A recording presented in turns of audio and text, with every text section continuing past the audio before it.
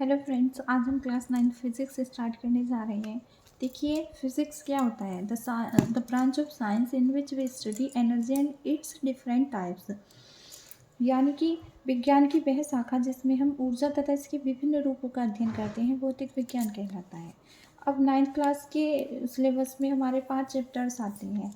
Motion, force, laws of motion, gravitation, energy, work and energy और sound. First of all we will see motion. गति क्या होता है? तो समय के साथ किसी वस्तु की स्थिति में परिवर्तन मोशन कहलाता है। समय के साथ किसी वस्तु की स्थिति में परिवर्तन मोशन कहलाता है। अब मोशन हमारा 2 टाइप्स का है, सरल रेखीय गति, वृत्तीय गति। सरल रेखीय, जब कोई पिंड किसी सीधी रेखा में गति करता है तो वह कहलाती है उसकी सरल रेखीय गति। वृत्तीय गति, जब कोई पिंड किसी बिंदु को केंद्र मानकर उसके चारों ओर परिक्रमा करता है तो वह कहलाती है उसकी वृत्तीय गति। सरल रेखीय गति 2 टाइप्स की होती है, एक समान गति और असमान गति, यूनिफॉर्म मोशन और नॉन यूनिफॉर्म मोशन।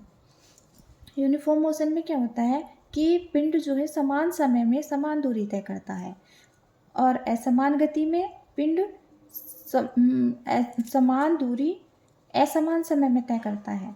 कभी समय ज़्यादा भी लग सकता है, कभी समय कम भी लग सकता है। जैसे अगर हम घर से स्कूल जा रहे हैं, कभी रोड खाली है तो हम जल्दी पहुंच जाएंगे, और रास्ते में भीड़ ज़्यादा है, क्राउड है, तो हमें टाइम भी लग सकता है। तो ये आता है असमान गति के अंदर।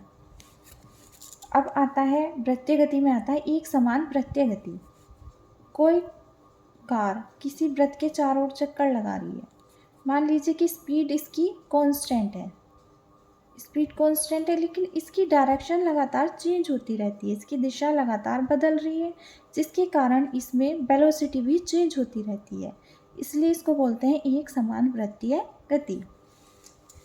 अब देखेंगे डिस्टेंस, दूरी क्या होता है? दो बिंदुओं के बीच का एक्चुअल पाथ, दो बिंदुओं के बीच का एक्चुअल पाथ, एक्चुअल लंबाई कहलाती है डिस्टेंस। विस्थापन, डिस्प्लेसमेंट क्या होता है? दो बिंदुओं के बीच की मिनिमम डिस्टेंस, दो बिंदुओं के बीच की मिनिमम डिस्टेंस विस्थापन कहलाता है। देखिए,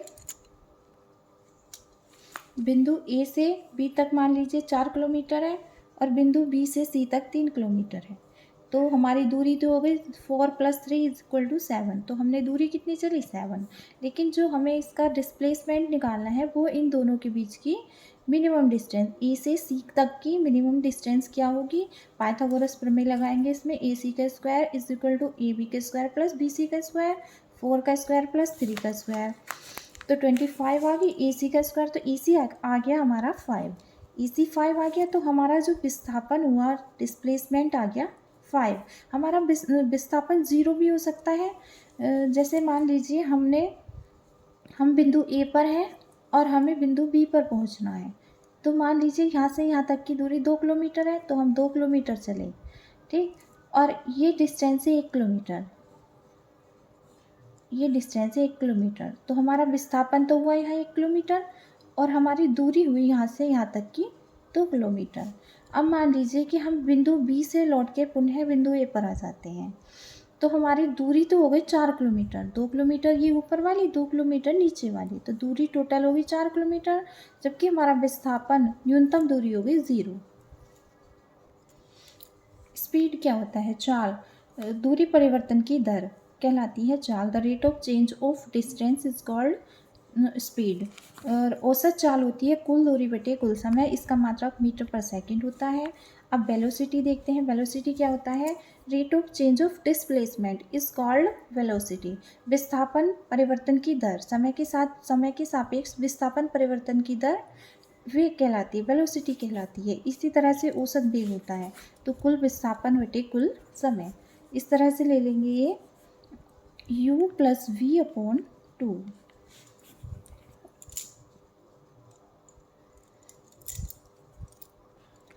त्वरण देखेंगे। त्वरण एक्सेलरेशन क्या होता है? Rate of change of velocity is called acceleration. इसका मात्रक मीटर/सेकंड² होता है। अब हम कुछ ग्राफ देखेंगे। ये है डिस्टेंस टाइम ग्राफ, एक समान गति का। तो मान लीजिए कि इस तरह से x एक्सिस पे हम टाइम लेते हैं, y एक्सिस पे डिस्टेंस लेते हैं, दूरी। ये हो गया डिस्टेंस।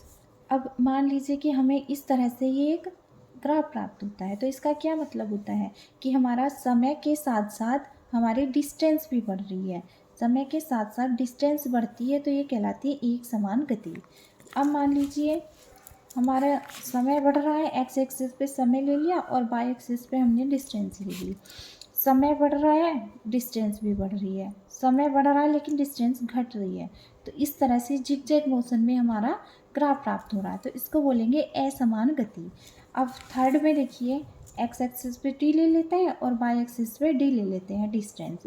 अब मान लीजिए कि हमारा जो पिंड है, यहाँ पे पार्टिकल यहाँ पे रखा हुआ है, लेकिन टाइम तो बढ़ रहा है लेकिन डिस्टेंस में कोई चेंज नहीं हो रहा है।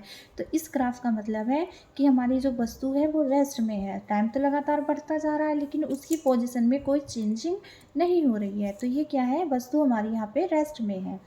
अब इसका ढाल देखेंगे, इसका स्लोप होता है, स्लोप का फॉर्मूला होता है y axis upon x axis. Y axis पे हमने क्या लिया है, डिस्टेंस, और एक्स एक्सिस पे टाइम, डी अपॉन टी होता है स्पीड। तो डी टी ग्राफ में हमें क्या मिलता है, स्पीड। डी टी ग्राफ के स्लोप से हमें क्या मिलता है, स्पीड। नेक्स्ट देखेंगे बी टी ग्राफ, वेग समय ग्राफ। इसमें क्या है, एक्स एक्सिस पे टाइम ले लेते हैं और वाई एक्सिस पे हम वेलोसिटी ले लेंगे। तो हमारा टाइम बढ़ रहा है, वेलोसिटी बढ़ रही है। तो एग्जाम्पल है, ये ग्राफ है असमान गति का। अब हम आगे बढ़ते हैं तो हमारा टाइम तो बढ़ रहा है लेकिन जो हमारी वेलोसिटी है वो यहाँ पे आके कांस्टेंट हो जाती है। अब वेलोसिटी घटनी शुरू हो जाती है और टाइम बढ़ता रहता है। तो ये किसका ग्राफ बन के आता है, असमान गति का। नेक्स्ट है वीटी ग्राफ। अब इसमें जो वेलोसिटी है वो कांस्टेंट है और लगातार टाइम हमारा बढ़ता जा रहा है, और जब टाइम बढ़ता है और जो हमारी वेलोसिटी है वो कांस्टेंट रहती है तब हमें प्राप्त होती है एक समान गति।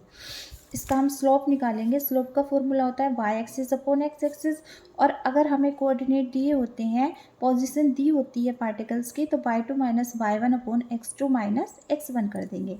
तो वाई एक्सिस पे क्या लिया था हमने, v, और एक्स एक्सिस पे t। v अपॉन t होता है एक्सेलरेशंस।